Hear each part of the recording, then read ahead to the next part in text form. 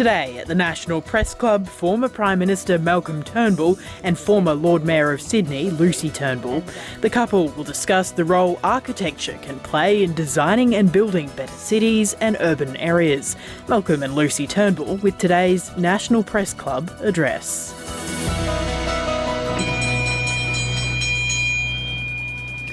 Good afternoon, ladies and gentlemen, and welcome to the National Press Club and the Westpac Address, coming to you from Ngunnawal and Ngambri country, Canberra. My name's Laura Tingle, I'm the club's president. Walter Burley Griffin and his wife and collaborator, Marion Marnie, hold a special place in the history and hearts of Canberra as the designers of the national capital. Today we broadcast the 2023 Australian Institute of Architects Griffin Lecture, named in their honour. Perhaps appropriately, it will this year be given by another notable husband and wife team of collaborators, Lucy and Malcolm Turnbull. The design of our cities and towns is a subject close to both their hearts, and one in which they have both taken a direct policy role in the many and varied aspects of their public life. Lucy Turnbull will speak to us first. Please welcome her to the podium.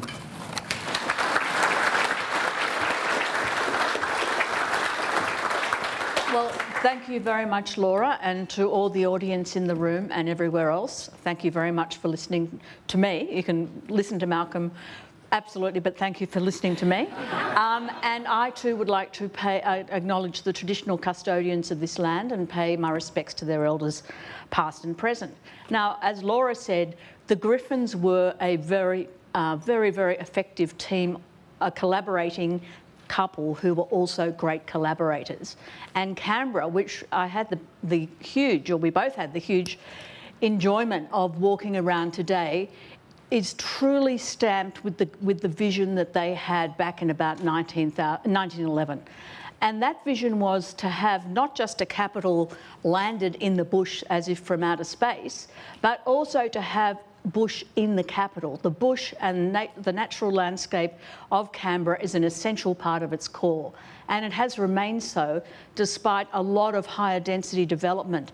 Those beautiful green streets and boulevards, those beautiful axes and the great wide footpaths make it eminently walkable and livable, even as higher densities have been poured into these streets and the blocks around where we stayed just over the road from here last night, and across the inner southern areas and I think other areas beside, which I'm less familiar with. So all good credit to the Griffins for creating the vision of Canberra, and also to people that have followed them, like the ACT National Government Architect, Catherine. Thank you very much for the work you and the ACT government have done for generations to instill and perpetuate the Griffins' vision. It's no small feat. I think Canberra is one of our most livable and beautiful cities. I'm a bit partial to Sydney too, I have to say.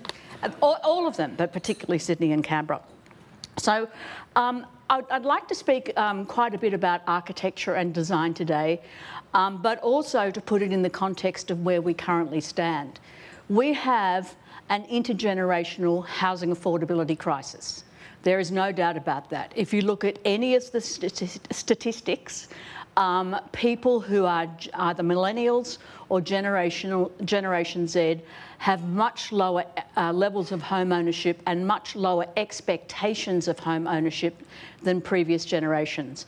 And I'm acknowledging some of the data in the report by the Susan McKinnon Foundation, which was published, I think, the week before last. In that report, it was said that 93% of Gen Z Australians would like to own their own home, but only 63% of people expect to be able to do that. That is a big problem, which we have to address in many ways. That's why I've called, if you like, the major subject heading of this speech, Doing Everything All at Once. It is really important that we create all housing of all types and diversities, but create houses for people to buy, and also get really cracking on something that we haven't done all that well before, which is building houses to rent. I thought I had a timer here. I don't have a timer. Anyway, I'll turn it on now. I've got, okay. Sit you down, Lucy. Okay, there's a countdown thing, I thought. Anyway, so what we've got to do is to build all houses, all types of houses, medium density, high density, to buy and to rent. Now, what our big cities have been very good at doing, much better at doing, is to build towers in the city centres. And, you know, Sydney CBD is a good example, Melbourne are two good examples, Brisbane. And then other ones that have come up and, you know, I think are really important for Sydney's future prosperity, city centres like Parramatta, which is, you know, just almost got as many tall buildings as the Sydney CBD. I exaggerate a bit. But we're very good at doing that high density close to city centres, and I'm talking about, you know, 30, 40, 50 stories. And we're very good at doing low density suburbs created through greenfield development, which is a bit of a misnomer. But we're not very good at doing the stuff in between that. We're not good at the medium density, the infill, which actually characterises all the cities we go to visit when we're on holidays. If we go to European cities, think of Paris, think of Rome, think of Madrid, think of London. When you go there, do you ever think, gee, I don't know how they live in all that high density, 8-storey horror in Paris? Do you think that when you're in Rome? I don't know how they can live with all these tall buildings. I don't know how they can do that in London. I don't think many people I know do. Maybe people have. But medium and higher densities are part of business as usual in all the cities we like to go and visit. And why do we like to go and visit them? We like to go and visit them because they're beautiful, they're interesting, they've got great tree canopy usually, but there's also a lot of street life and there's lots of things to see. They are beautiful. So let's get this idea out of our heads that you have to, that medium density, that 8-storey buildings are truly horrible, horrendous, and we can't and shouldn't do it. Think of Paris, think of all the great cities of the world. When we say we can't do 8-storey buildings, we can and we should and we must if we are going to address housing deficiencies, housing shortages in our capital cities in particular. Now, the McKinnon Foundation actually asked people what they would like, and younger people really value connections to transport, you know, public transport, which of course are in abundance in these high density cities. Older people value access to green space. And when I was the chair of the Greater Sydney Commission, we asked a lot of people what they value. They value walkability, they value tree canopy, they value access to childcare, schools and services, if they're kids of that age obviously, access to shops, access to services, including doctors as people age. And so if you ask that question, that also takes you to medium and higher densities. But if you just start with a form which says this is what we're going to have and it looks scary and people don't know what they're going to get, of course the reactions are going to be negative. So we have to, you know, draw out what people want and then figure out how to do it. Now, one of the alarming things I've found is that in New South Wales, the amount of 3-storey apartment dwellings has declined by 95%. Since 1991. That is a massive systems failure because 1 to 3-storey apartments is exactly what people say they're very happy to have and they really want to live with. Another group of people which are actually digging out a lot of fascinating data is actually a group of people called the Sydney YIMBY group, and I do encourage you to follow them on Instagram. They are so smart and so capable and so powerful at speaking for the younger generation of people who are being literally locked out by not, as they propose, and I think it's actually an idea worth considering, completely eliminating low-density housing in say Sydney. And that might be a bit extreme. There might be places where you can have it, but not to have low density housing as the default setting might be the only way we can address the housing crisis. So people, there's a very good architect who I think works at the Western Sydney University, which was very kindly gave me an honorary doctorate a few years ago. So I'm always very, very happy to plug Western Sydney University. Angelo Corsanos, an architect who works there, has identified homeowners insurance as a barrier because you only pay that for 3-storey dwellings and less. And the other reason is the regulations around apartment design quality. They have actually made infill 3-storey apartments impossible to build, and medium density housing generally impossible to build. That is a really negative unintended consequence. So we have to get rid of that. We've got to get more imaginative about the way we do things, and we have to become imaginative by looking at the way cities were built in the 19th century, in the 1870s, 1880s and 1890s, when the Paddingtons and the Carltons and the Glebes and all the inner city suburbs that each house costs millions and millions of dollars now, so nobody, entering the housing market can afford them. We've got to rebuild that with pattern books, with template designs. We've got to make approval easy. We've got to make the pathway to building easy, and we've really got to get on the program if we are going to be able to build the 1.2 million homes that the National Housing Compact has identified. And we've got to get cracking, and we've got to do it now. And if nothing's happened in the next two years, I think we have to get really serious and look at other tax incentives that will get us there. And I would just mention that in the US, Ronald Reagan introduced a low-income housing tax credit, which has delivered 2 million affordable rental homes. We've got, if this housing affordability fund, which is good that we've got it, but if it's not doing enough, we're going to have to think carefully about next steps, because it is one of the intergenerational chasms which we simply have to erase. Thank you very much.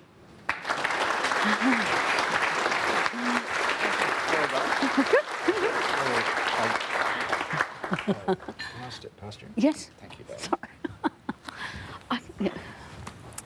Right. Well, thank you very much, Lucy. And as usual, I'm following in your wake. I'm going to talk about a slightly different aspect of these issues, which is the role of the federal government in cities, and how I believe the federal government should operate. Now, when I became Prime Minister, I had been very well educated on urbanism by my wife, so I was very fortunate. I had a very good mentor, and one of the things that was very obvious to me was that the federal government, with respect to cities and infrastructure generally, was seen by states and local government as nothing more than an ATM. And regrettably, the attitude of a lot of the politicians, and in particular the bureaucrats, thought that was fine. I remember when I was a minister in John Howard's government, arguing that rather than handing out lots of grants to the states for infrastructure, we should actually be involved and own them, co-own them. And I had some grand plans to do that with Peter Beattie, I remember, with respect to water infrastructure. And I remember one of my colleagues, National Party minister, I might add, who said, no, it's much easier just to kick the money out the door. And that, regrettably, was very much the attitude. Now, in particular, with coalition governments, they had been reluctant to get involved with cities. That was seen as a bit of a Labor thing, Gough Whitlam, and people sort of vaguely remembered Albury-Wodonga and those sorts of things. And in particular, coalition governments were allergic about spending money on mass transit. So they were happy to cut a cheque for 80% of the cost of a freeway and let the state take 100% of the credit generally. But they would not put any money into mass transit. And the problem with that was you ended up getting a lot more freeways and a lot less mass transit. And that's it's not rocket science. You don't have to be an economic wizard to work that out.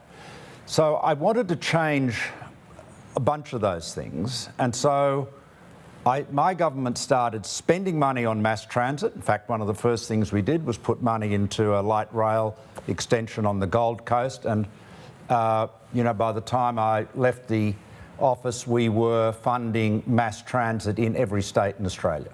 So that was really quite different for a coalition. But secondly, I was concerned that we stopped being just a grantor. And so, for example, I took the decision the Commonwealth should build the Western Sydney Airport. So instead of giving a huge freebie, an interest-free loan, etc., and all sorts of other inducements to Sydney Airport Corporation to do it, I felt the government should do it. This is probably why, Sky After Dark describes me as being a bit more left-wing than they'd like Liberal politicians to be. But there is a central role for the Commonwealth Government as an actor. Okay, so that was a different thing. The other thing, and this was very much guided by Lucy's thinking, was there was a need to get, it was really her idea, to be honest, but it's need to get the federal government and the state government and local governments working together. Now everyone says that. They talk about that in a sort of wafty way, but it doesn't happen unless you actually have some process and put it in place. And so the big innovation we had was the city deals, which essentially involve, and there's a bunch of them. The one you'd be most familiar with probably is the Western Sydney city deals, by far the biggest, and that involves the airport, rail, billions of dollars of investment. But essentially what you have is a governance model, and this is the key, where you have the federal government, state governments and local governments, and, where appropriate, other stakeholders. So, for example, with the Launceston City deal, you've got the University of Tasmania, because a big part of that project, as the Tasmanians would know, is to bring the University of Tasmania back into the centre of Launceston. But to basically get all three levels of government together round a table, and not just the politicians for a pickfack, but to bring the public servants, the senior public servants around the table to sit down and agree on what we want to achieve. And, most importantly, who's going to pay for them? Who's going to pay for it? Who's going to do what? And who's going to pay for it? And write it all down, and then everyone gets held to account. Now, this was an approach that did not have universal enthusiasm on my side of politics, I have to tell you. It didn't have universal enthusiasm in the public service. To give you an example of the sort of surreal Monty Python elements of that, when I brought to Cabinet as PM, and obviously PM brings something to Cabinet, you generally gets through the Cabinet. That's how the system works. But I had a bit of resistance on this occasion because I was saying that the Commonwealth should take an interest in these city deals, should be prepared to take an interest in the economic infrastructure it's funding. In other words, be an owner. And the Department of Infrastructure wrote a comment on this, and they observed that if we moved from making grants to taking an investment in the infrastructure, so instead of just giving the state $1 billion to build something, we put $1 billion in and took a share of it. They said if we take an investment rather than making a grant, there is a risk that the Commonwealth won't get all its money back, as opposed to a grant, where there's absolutely no risk that you'll get none of your money back. Only...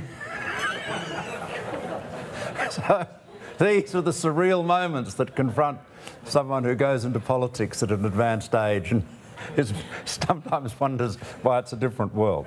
Anyway, so the city deals really, I think, have made a huge difference.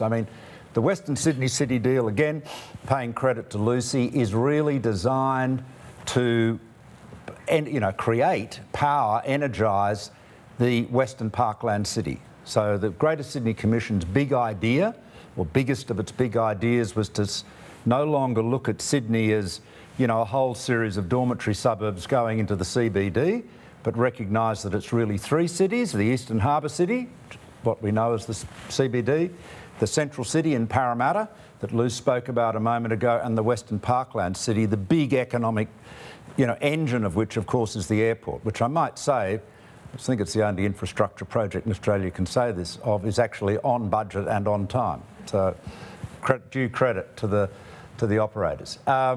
So all of that was planned. Stephen Kennedy, who's now the Secretary of Treasury, was the senior public servant on the job, did an outstanding job. I don't think the Western Sydney City deal, you know, with all credit to Luce or even to me as PM, you know, well, Gladys Berejiklian as New South Wales Premier, all the 8 Labor councils that all came on board and have been working together. It's extraordinary exercise and cooperation. But I think without Stephen, I don't think it would have been as successful as it's been. Now, just finally, on a contemporary note, this approach to cities that my government took and Morrison's government continued was, many people would say it felt more like a sort of Labor approach than a Liberal one. Certainly it was a big change from traditional Liberal government's approaches to cities, but I think it was a good one and it's proved its worth. It's definitely performed. Naturally, the Labor Party in opposition, you know, were critical. I mean, I know what it's like to be opposition leader. You're just whinging and whining and criticising all the time. But I think, regrettably, while the new government is continuing with the city deals and completing them, its own new policies, which rejoice in the names of UPP or RPP, the Urban Project Partnership, something, Principal Partner Project, Precinct Project Partnership, I think it's called, but they are essentially grants programs, and this is a real risk. It would be very sad if a Labor government, particularly one led by someone in the form of Anthony Albanese, who's been so passionately interested in urbanism all his political life, as Luce and I've known him, would be sort of, if you like, letting that fantastic governance model and experience wither. You know, it is really important to have senior officials at state, federal and local level sitting around a table working together. It might be a pain. There might be people in Canberra who don't want to get on a plane and fly to Geelong or Launceston or wherever and sit around a table talking to, you know, these representatives of lesser, you know, less important tiers of government in their mind. But it's really important. And I just hope that while I respect every government is going to want to have its own brand and its own names and its own programs, we did actually capture something very important, which was the governance model, that collaborative approach. And I think we have got much better outcomes. I mean, if you look at the Western Parkland City, Western Sydney City deal, what is it doing? It's a point Lucy flagged earlier. It's building the mass transit before the housing arrives. I mean, that's what we used to do in the 19th century because we didn't have any alternative. For years, for decades, ever since the invention of the motor car, we've been flinging, you know, the suburbs out further and further, development, and then going, oh, good grief, there's nowhere for these people to work. Good heavens, you know, how do they get to school? But by the way, is there a school? Did we forget about a school? Instead, if you plan it, if you work together and you say we're going to plan all the infrastructure first, particularly the transport infrastructure, then you can achieve that objective of all of those things Lucy spoke about, which is really the strap line for that is a 30-minute city, which means that you've got transport, education, work, cultural, recreational, all within ready access. So that's what the city deals were designed to do. And I think Labor could change the names to as much as they like, but I think that element of collaboration, it wasn't a particularly right-wing or any-wing idea. In a sense, it's common sense. And if you get out as a politician, as I used to, into the real world, if you like, talking to punters, you know, on the bus or the train or something, they want governments to work together. They want people to cooperate. And that's what the city deals enabled us to do. So thank you all very much, and really thank you to all the architects. You are the creators, together with the builders, but the creators of the built environment that we enjoy, and our children and grandchildren will enjoy for decades, if not centuries to come. So thank you very much for the work you do.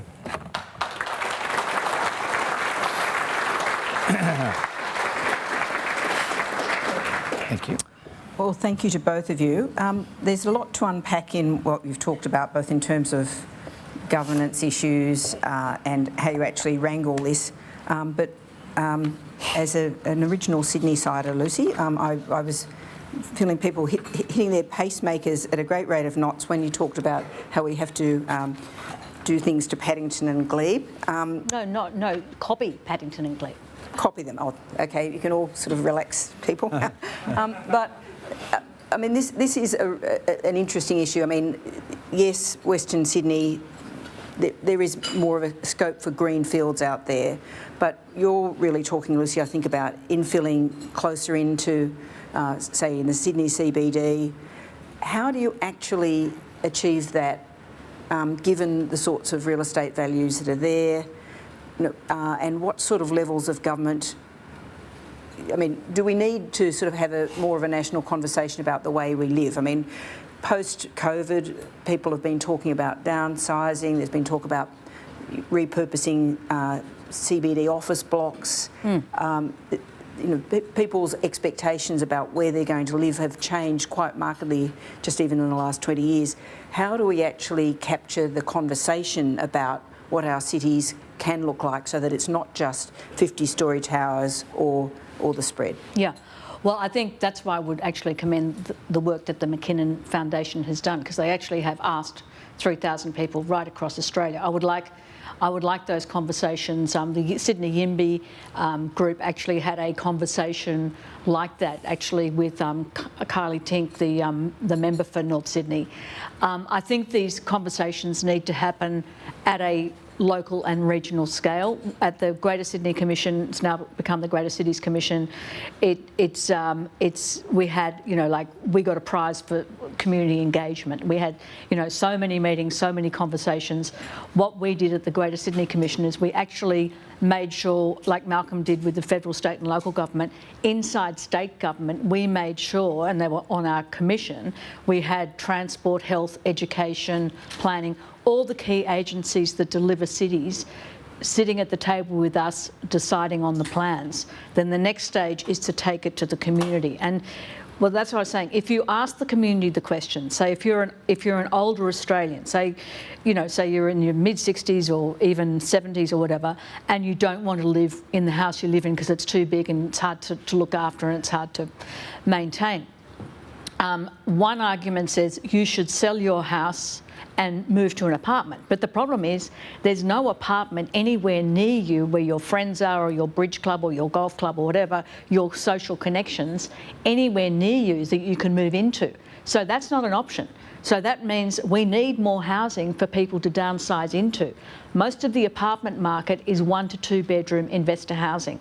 We've got to change that perspective, because if homeowners downsize, then the millennials have got a bigger chance of stepping up to owning that home, right? And so you've got more of a circulation of housing, which you don't have now. Or the older person could decide, oh, listen, I've got 3 spare bedrooms. I could have my sister move in, or and they could pay $200 a week or whatever it is.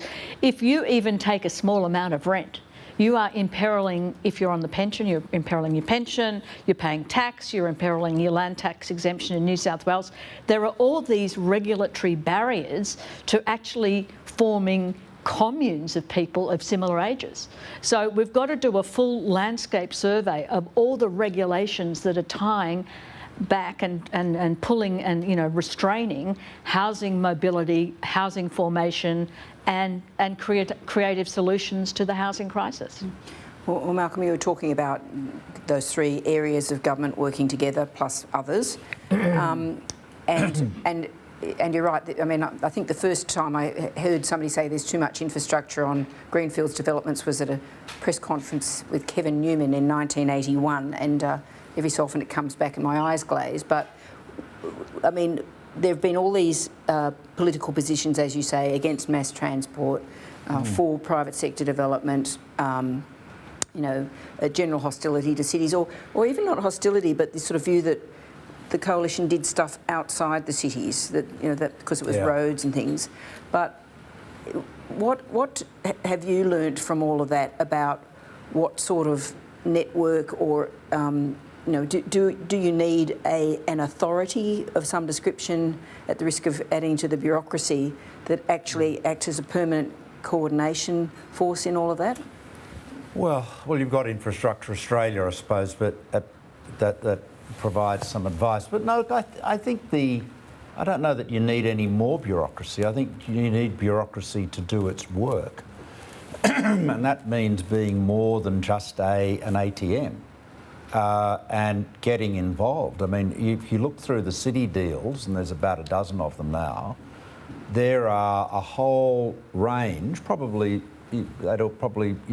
you'd need a room this big to fit them all into. There's a whole range of federal public servants who have been going out and sitting down with their state and local government counterparts, talking about real issues and, seeing how things are going and holding each other to account.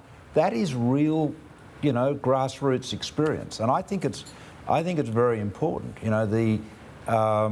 Maintaining the Canberra's engagement with the whole of the nation is very critical. I mean, but there is I tell you, state governments are quite happy. They prefer the feds to be an ATM. And if you combine that with a federal government that prefers to be an ATM, well, then you lose all of that element of cooperation. Can I just indicate, Laura and everyone, one area of cooperation that I think we really need to undertake, especially with the interest rate announcement yesterday. We've got to get very fast and very efficient and very frugal, or not frugal in terms of mean, but being very cost conscious about the way we deliver infrastructure. And I know the federal government's doing that assessment with their federal infrastructure program of $33 billion or whatever. But most of the infrastructure spend is actually at a local government and a state government level. And what we did at the GSC was we introduced this new model inside government so that they would, across the agencies, fully cost what it involves for state infrastructure delivery to turn on a particular area or suburb. We did that particularly in the Greater Parramatta Olympic Peninsula. And it makes it less easy for state government to push on local government, local government to push on state government, if you look at an area through precincts and say, well, if we turn on housing there, that's going to cost us, $1 billion to upgrade a road or do this or decontaminate land or whatever you've got to do. But it's something that will happen and governments will have to do, but nobody comes together to figure it all out. And this is a moment to do it, because this is a moment when we've got to be very smart about how we spend public money, especially on infrastructure to support urban growth and housing. Can I just add a little footnote to that? The Badgerys Creek airport site has been around since the 80s. It's been, every government has said they're going to build it. So, and happily, it's now being built. But adjacent to it was about 120 hectares of Defence Department land next to the airport site. And the Department of Defence sold that land to the Defence Housing Authority for, veterans and defence housing. And I discovered that just in time and retrieved it, and that is now what is called the Aerotropolis. Or Bradfield. Bradfield. It's essentially a new suburb. It's one of the things we contributed. But it just underlines what Luce is saying, that, you've got to get people together, because what were they thinking? Did somebody not realise it was next to an airport? Did someone really think that a new housing subdivision adjacent to an airport site was the highest and best use of that land? Or did it occur to them that it might actually create a few problems in the future? Nobody was thinking. And so it was very lucky. That was literally clawed back at the last minute. As I recall it, I think the Howard government actually sold off quite a lot of land around Badgerys Creek, which was... There was a lot they didn't sell off, by the way. It's a huge site. So it's got the third biggest... It'll have the third biggest catchment of any airport in Australia. Second only to Sydney and Melbourne. Poppy Johnson has a question. Thank you. Thanks so much for your speeches. I was hoping to gauge your views on heritage considerations in the context of designing great cities. It appears to be used for political reasons at times, to oppose development, lift property values and more, but maintaining some level of character is also a worthy aim. Do you think we are getting the balance right on this front? That's a really good question, and it's something that I think, you know, there are conservation areas, like, for example, Castle Crag, which the Griffins built, and, you know, places like Paddington and Glebe, etc., and they need to be conservation areas.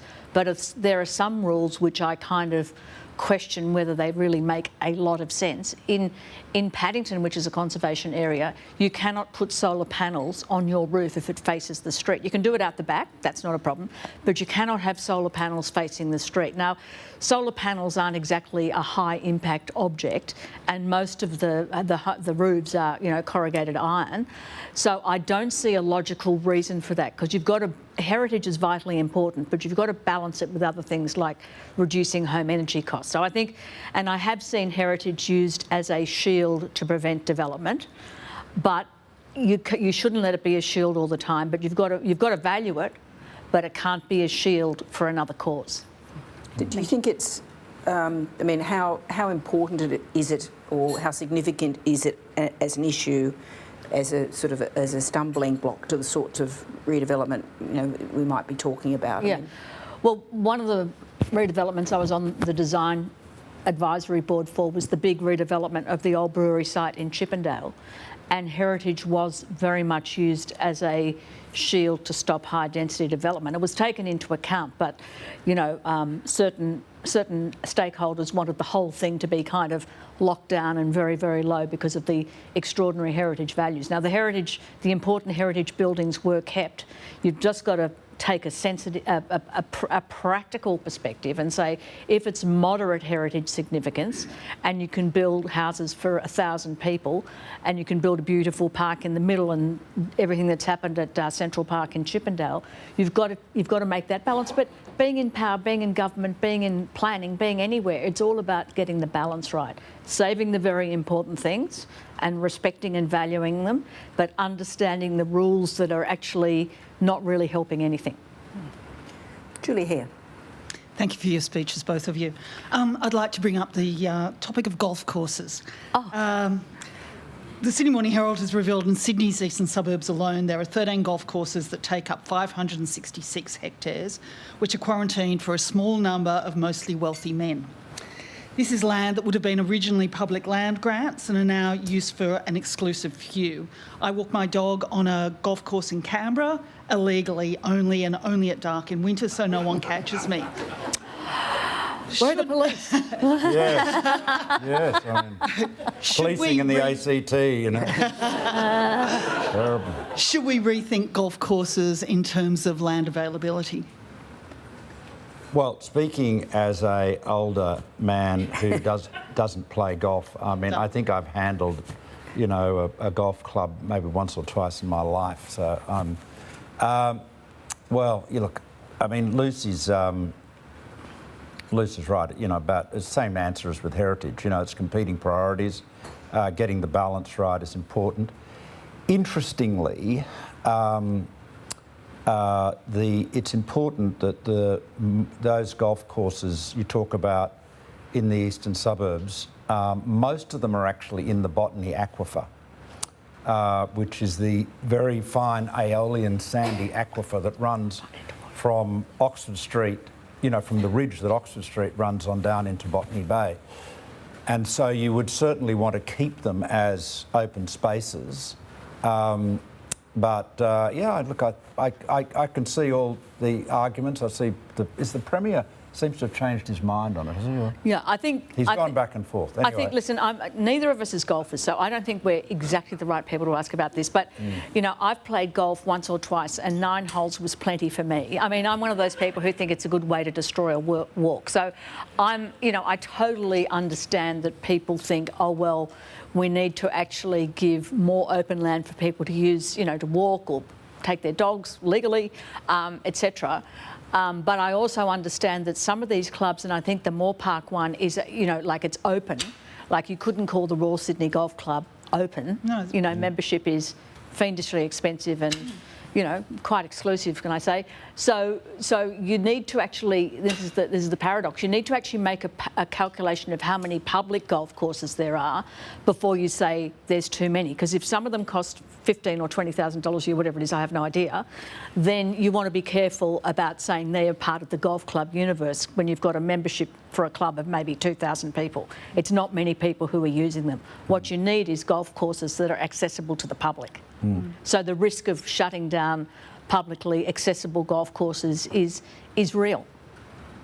But they're also always located on very fine land more often than not, because they were created, around when the suburbs themselves were being created. But they... No, I think, Malcolm, in the Moore Park case, they were created as part of the lands which are on the botany aquifer. Yeah. Listen, I think there are arguments for both sides, but I think, anything you're going to do with the golf course is going to be highly contested. Now, up in northwestern Sydney, developers have wanted to build housing on the edge of golf courses, which I think is a great idea. I mean, assuming it's a good mix of housing. So, these, and a lot of people completely lost their minds over building on the edge of golf courses. I think you've got to make sure that public lands are well used and well loved, but also quite accessible. And it's all local. I can just see the bumper sticker. Yep. I golf and I vote. Could I just ask, we've been talking about the big cities, but we've also, of course, seen this massive development, particularly up the east coast, so that basically we've got suburbia from here to Noosa or beyond. And I just wonder, when you drive through a lot of towns in certainly in New South Wales, they're all spread out. They're basically developed fairly higgledy-piggledy. They don't have transit systems. I mean, would you think that this is also an issue that we should be looking at, the density of housing in those places? I think so, and in some of them it's already happening. I think one of the kind of like the model cities, which is actually, it's almost up there with Canberra in terms of my affection for it. It's actually Newcastle, because they have been putting, I know there's been political controversies, and I have nothing to do with those, don't know about them, but they've actually been quite cleverly densifying it at the same time as keeping its natural attributes in place. So, and along the coast, don't forget that there's some of the most rapidly ageing population of all. And as you get older, you don't want to drive, and you want to be able to walk to the shop, and you want to be close to your friends. So you need to build communities that support those needs, and that is probably high density. It's not just high density for its own sake. It's actually creating density to serve people's needs and preferences. Just again a footnote. The city deal, idea, the governance model, doesn't just apply to cities. One of our other, it was called a regional deal, was for the Barkly region in the Northern Territory, which is, the major town, which is Tennant Creek, and that was that's worked well too, and that's got, Aboriginal stakeholders and organisations, council, territory government, federal government, again, but it's the same concept. So I think from a planning point of view, wherever you're going to have, you've got planning issues everywhere. There's no substitute for getting all the relevant levels of government working together, because otherwise they'll just end up being a bit like ships in the night. They may have more or less the same objectives, not necessarily, but if they're not coordinated, you won't get the best outcomes. And I love the story you told about that, where there was this young policewoman working in the area, and she's the one that had all the data that you needed, and she was just logging it herself, basically, probably as part of her job, but really probably at night time, just logging all the information they needed, which formed the basis for the urge to do this city deal. It was amazing. Yeah, that's right. Well, she really inspired me. It was a young, there'd been some, huge issues, social issues, crime issues, social alienation, deprivation, a lot of issues going on in Tennant Creek at the time, and obviously it's not, it's not something. Those issues have not been resolved, but it's still ongoing. But we had a sort of big meeting with the Chief Minister and all these terribly important people, supposedly, and there was one. Lucy's right. One young police constable, young woman, who had actually basically created a matrix of all of the organisations that were working in the town and all of their touch points to the young people that were at risk. And and really, and you looked at that, and she'd just basically done that on Excel, and it was just so inspiring. And I thought, well, she's actually, by herself, done more to pull these disparate organisations together than all the characters that were lining up to do press conferences. So that's what inspired the Barkly regional deal. Yeah. I suppose I won't hog this for too long, but I think of places like Port Macquarie, Coffs Harbour and Wauchope, which is a satellite of Port Macquarie, where the incentives or the interest seems to be in building these new developments of low-density housing out on the edges. But as you say, they're ageing populations, and you sort of wonder what the internal conversation is.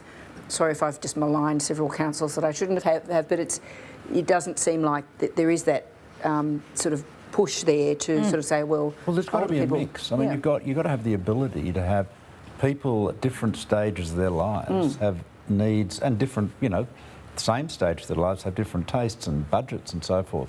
You've got to have a mix of housing. Yeah. Minns, with the new Premier in New South Wales, is very focused, as he should be, on transport-oriented development. There are too many railway stations, not just the new ones, but too many existing railway stations in Sydney, which are surrounded by, single-storey acres, hectares of single-storey development. Mascot's a really good example. And you've got to get, distance is a temporal, not a linear concept. That is one. If you get that in your head, think about that, it answers a lot of. Once you think about distance in that sense, then that answers a lot of your questions about urban issues. Anyway, Melissa Code. Hi, Melissa Code from the Mandarin. Nation building can mean many things depending on who you ask, and I would dare to suggest that perhaps the reason the federal government falls into the role of being a grants administrator more than something else is because it's politically expedient to be able to say, tick that money out the door, tick that money spent well. In your view, how do we ensure that all three levels of government, federal, state and local, are accountable to measures like livability, like building communities, when they're such sort of longitudinal programs? Well, I think you need to go. I think the governance model I described with the city deals is one way of doing it, and I mean it's not just a theory, because we put it in practice and it's operating and working. There's no substitute for holding people to account and having an annual report. You've really got to be prepared to do that. But you're right, because otherwise the cheque goes out the door, the press release is issued, and then what happens with it? It's all about the announcement. Yeah. And that's when politics actually, a lot of people lose respect for politics, myself included, when it's all about the announcement. And then you say 2 years later, well, what happened? And I can think of a lot of examples of that. And they go, oh, that's an interesting question. I haven't followed up on that. No. Do you think that Jim Chalmers' wellbeing framework might be a way for all three levels of government to sort of reach for the same goals and measure their work to that end? Sorry, his what framework? Wellbeing framework. Well, could be. I mean, it's those sort of measures. Yeah, that's benchmarking's always useful. I mean, the other thing that we should be benchmarking, which is sort of closer to the heart, I suspect, of the architects, is planning processes. Luce and I are involved. We have a renewables development business, and we're very, and I'm involved with the hydropower industry generally. The approvals processes in the different states are markedly different, really different. And yet there isn't, one of the things and this is the feds could certainly usefully do this, is hold that up and say, why does it take twice as long to get something approved in New South Wales as it does in Queensland? Is that because Queensland has a Coordinator General and has had one for 100 years, near or thereabouts? Maybe there's something that can be learned. You don't have to be, it's not a name and shame thing, but one of the things you've got to recognise in public policy is that not everybody you know, everyone's trying to solve the same problem, but some people do it better than others. And so the great thing about public policy is that you can plagiarism is the sincerest form of flattery. So you can, you know, so I used to say that when I was PM. If someone's addressing the challenge better than you, well, you know, emulate them, plagiarise it, and, you know, they'll be flattered and you'll get a better outcome. So you got to, we have got a lot of our agendas, whether it's the climate challenge, you know, the green energy, clean energy transition, or whether it's the housing challenge that Lucy spoke about, they are being gummed up by excessively slow, complex permitting processes. We've got to find faster, smarter ways to get things approved and built without compromising environmental standards, community consultation and so forth. Evelyn Manfield. Thank you. Lucy, you mentioned earlier about this being the time in terms of these reforms that you're talking about, and we know that so many Australians are feeling the pressures of the housing crisis at the moment. So can I ask you, how far, or do you think Australia is far behind in terms of urban infill and increasing public transport? And if so, just how far behind are we as a nation? Well, I think in terms of infill, I think you know, the fact that both the New South Wales government and the Victorian government over time, through the political cycle, doesn't matter who's in power, has been trying to get more medium density housing built in the cities, not just the city centres, tells you that it's too hard and tells you that it needs to be addressed. What's happening now is what was actually predictable. There is a housing crisis where housing is so expensive, young people cannot buy unless they've got the bank of mum and dad behind them. This is something which I think is not acceptable to us. We are behind compared to other cities. We're certainly behind compared to London. We're certainly behind compared to places like New York, which are the ones that I know the best. So I'm not going to talk about places I have no idea about. But we're certainly behind them in delivering housing. London's actually been doing an amazing job in several big infill sites. And New York actually does a good job because they have this investment category, which we do not have, of build-to-rent housing, which is professionally or institutionally owned and managed. There are community housing providers and they do a wonderful job, and there's social housing, but combined they're less than 5% of total housing. We have to actually, I didn't really have time to talk about this, but we have to actually do everything we can to build this build-to-rent asset class, because in places like New York, where they have a slightly different tax regime, they have tax credits for people building affordable rental housing. They have been building, you know, tall apartments in Manhattan and the other boroughs of New York, where 30% of them are provided to people whose income is, I think, 30% of the median income. So they provide in the same apartment building as people paying full rental value are. 30% of those people are on low rental housing, and it really works in New York. And this was a tax credit system designed by Ronald Reagan, Ronald Reagan in 1986, and it's been working and delivered 2 million affordable homes. So that's what I'm saying. If in 2 years' time, if that's a very commendable big step forward. But if it's not working on creating this build-to-rent housing, which has to be permanent. I know a lot of people in the property sector say, oh, it can only be 15 years. We did that with the NRAS thing, and that was time limited, and all that housing's pretty much disappeared. We've got to actually create a permanent supply of affordable rental housing for the people who cannot afford to get into the housing market, so that the essential workers and, you know, disadvantaged people can all afford to live in our cities. So if I could just, sorry, did you have anything? I was just going to ask the same question, I suppose, of yourself, Malcolm, in terms, I guess, from a government perspective, how far do you see Australia being behind in, as again, urban infill and public transport? Well, yeah, it's hard because this is a big country, right? And the cities are different. I think mass transit has taken off. You know, if you go back 16 years ago, there was not much new mass transit being built in Australia outside of Perth, actually. I mean, Professor Peter Newman the transport economist in Perth really got Western Australia going, and Lana McTiernan, actually in her first incarnation as a state politician, made a big impact there. But now you see, right around Australia, mass transit being built.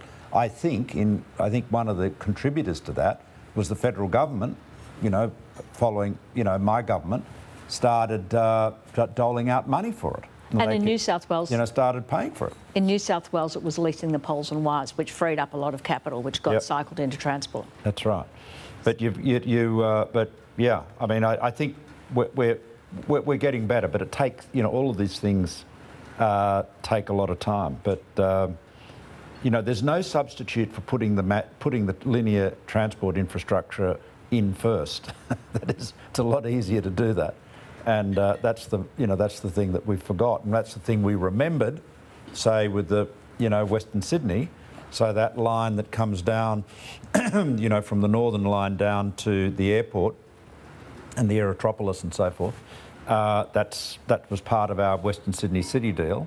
Feds are paying half, states paying half, and that will activate that whole corridor down there. So that's city shaping. It's not just connecting the airport to everything else, it's city shaping, and that's what people used to do in the 19th century before cars, and they forgot about it. We forgot about it for 100 years. We've got to remember it again. Planning matters. And would you endorse a tax credit for affordable housing? And if so, is that something that the federal government should do, or should it be, if you want to do it in particular areas, should it be something that's jointly funded by different levels of government? Well, I think it's a conversation we need to have. The HAF will give, the property industry, the yield, the investment yield on $10 billion. But that's what I'm saying. If not enough has happened in 2 years, then let's think of other things and have conversations of other things that could work. And the tax credit that Ronald Reagan introduced in 1986, and it basically, I don't want to bore everyone to tears, but it's a 9% per annum tax credit. So let's keep the maths really simple. Say the dwelling, and it's one of, several hundred dwellings in a development, is 9% every year. So if it's $100,000, you get a $9,000 tax credit every year for 10 years. That has built a huge amount of affordable rental housing.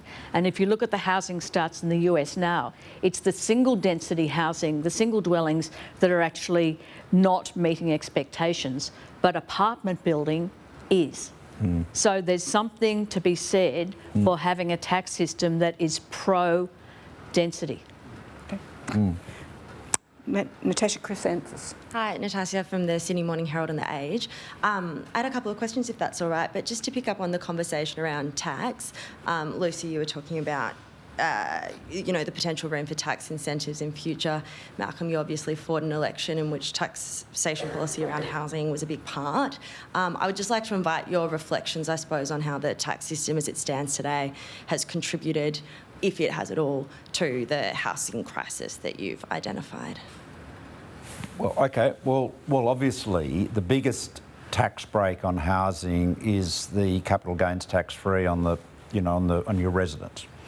That encourages people to, capitalise their residence because it's tax free. Lots of economists will tell you that should be changed, but that would be a kryptonite-lined third rail from a political point of view. So you can put that to one side. As you know, we looked very, very carefully at negative gearing and did make some changes to it to, if you like, reduce the deductions that could be claimed. Look, the argument for me, and I've got a kind of account of this in my memoir, which I commend to you, but I'll be very brief. I think there's the argument in favour of getting rid of negative gearing on real estate. Is the best argument is that it would increase revenue for the, Treasury, so increase tax receipts. So that's why I was interested in it, looking at it. Would it change? Would it make housing more affordable? Honestly, I don't think so. It would shrink the supply of rental housing. Yeah, I mean there's arguments pro and con, right? I mean, to be being my usual soul of indiscretion.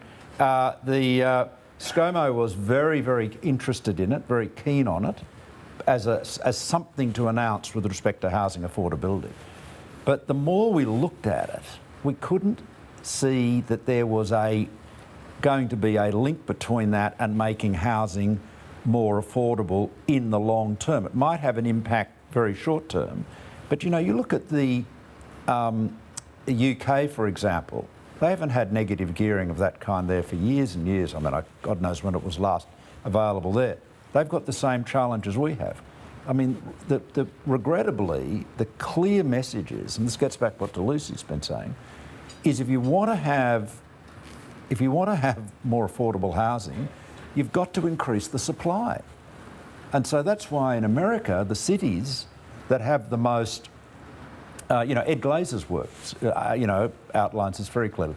The cities that have the most liberal planning codes have the most affordable housing. The ABC did an excellent doco, I think it was only streamed, on housing affordability, and pointed out something that I wasn't aware of, that because of the flexibility of zoning laws in Tokyo, housing was actually more affordable in Tokyo than many other big cities because people could respond, developers could respond. So I think that the critical thing you've got to do is ask yourself, not try to work on the demand side. I mean, obviously giving, subsidies to new home buyers and so forth, it looks good on the, front page of the paper, but we all know that's just fueling demand. Got to get more supply in there. So you've got to ask yourself, what are the policies that are restricting supply? And then do we need them? Can we achieve the objective a better way? And again, echoing what Luce said, if your policy after a couple of years isn't working, dump it. Don't, I was quite happy to do this as Prime Minister. I say this to everyone, any politician that happens to be watching this. Do not lock yourself in to policies. No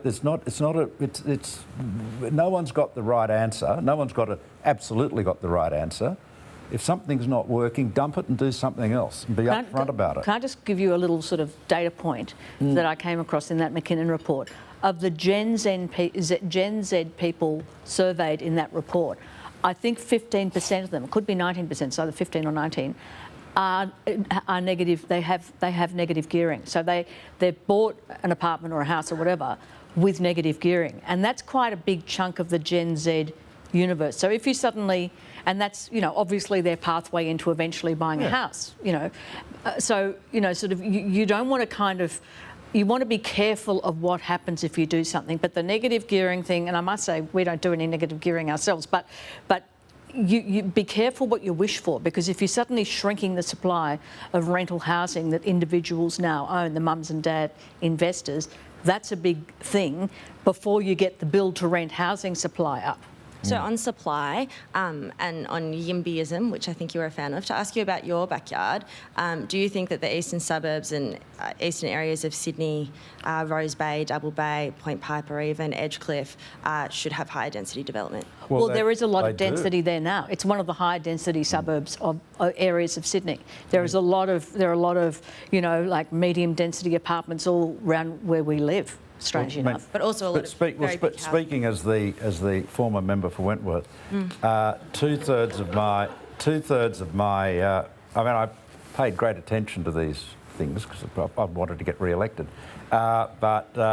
we've lived there all our lives. Two-thirds of the people who live in Wentworth live in multi-dwelling units, so apartments. So yes, there are some single dwellings in some of the very expensive areas, including where we live, but they are very much a minority. But the important point, I think, is zoning. You've got to ask yourself, there should be a default. The question of why should a particular area be zoned for single dwellings or single stories? I mean, if somebody has a single dwelling and they can afford to pay the rates and land tax if it's not their residence or whatever, good luck to them, we would say. But we shouldn't have restrictions that prevent densification to meet demand, because the problem, the fundamental, this is the problem with NIMBYism. The problem with NIMBYism is if you take it too far, it basically means that no one will be able to afford to live in that area. Hence the Yimbys that Lucy admires so much. I think they're the best people to come up in Sydney for a long time. So just to clarify, Eastern Sydney then, and not just Wentworth, but the electric law as well, you think density-wise is appropriate? Well, I'm not. Well, No. no. Can I just say, Yeah. I think you're misquoting this. We're not saying there should be no more density. We're saying it's relatively dense in Rose Bay, in the shopping centre area, in Double Bay, etc. And there are a lot of apartments going up in Double Bay and in Rose Bay too. There can always be more density.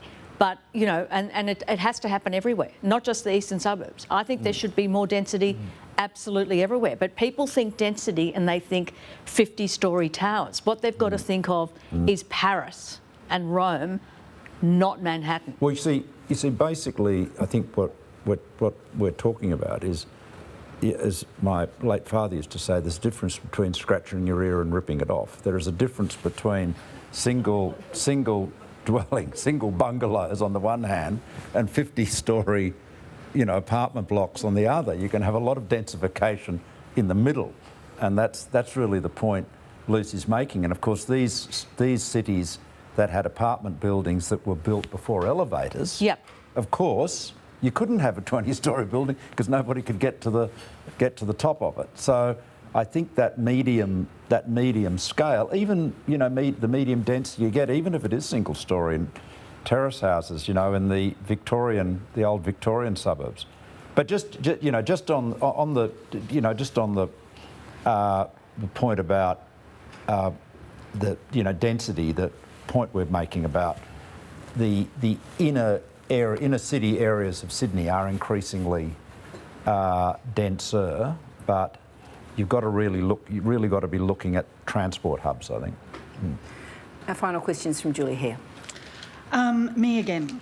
So there are a lot of competing pressures with infill and urban development, as you said. Yeah. Quality versus quantity, aesthetics versus functionality, livability versus somewhere to live. Too often, I would argue, maybe being a little too cynical, is that Australians build things that are ugly, sometimes structurally deficient, and they're certainly not built to last because someone can make a quick buck out of it. How does quality get written into the equation when the need is so immediate? Well, I think the regulatory compliance around construction is really important, and the deficiencies which have been shown up in buildings like the Opal Tower and the one in Botany, the name of which I can't remember, which is lucky for them, that has actually challenged people's confidence in higher density living. The regulatory and compliance system is fundamental to the system working. And I think the New South Wales government's introduced some new legislation too, which again is regulation which probably, makes things much harder to do, but you don't want buildings falling down. That is fundamental. As to the quality side of things, I think it's really important. But as I think I mentioned with the design medium density building code in New South Wales, a lot of it's had unintended consequences of making, 3, maybe 4-storey housing uneconomic to do. So that's why you've got this kind of dispersion from single dwellings to skyscrapers. You've got to figure out all the regulatory restraints on building this missing middle, because I think it's much simpler than just what the local councils want you to do. I think it's quite a dynamic and complicated matrix of forces at play here. And people either think in the silo of planning, or they think in the engineering silo or the other silo. It's all got to come together. We've got to figure out everything that's stopping this from happening. Because we're in a room full of architects, what about aesthetics? Aesthetics are vitally important, and that's why many years ago Brian Zalaika gave me the President's Prize for architecture, because it's actually really fundamental. But I think that we've got to kind of make good design scalable, like they did in Paddington in the 1870s, 1890s, and Glebe and Carlton and all around Australia, by actually making good design easily replicable. And templates and pattern books are so important. And apparently, I think a few days ago, the Victorian government architect or someone in Victoria issued a whole lot of templates for medium density housing. That's what we need. And good design, the difference between a beautiful, well-designed building and one that is just purely functional, the cost difference is so low. So really the value, the aesthetic value and the social and cultural amenity value that architects deliver is so vastly in excess of what they cost. So, you know, that's again why, you know, we're really happy to be here, and we are, if not, we're certainly not architects, but we're absolutely friends and admirers of architects and architecture. Thank you. So thank you. We have to leave it there, but please thank the Turnbulls for their comments. Very good. Thank you. Thank you.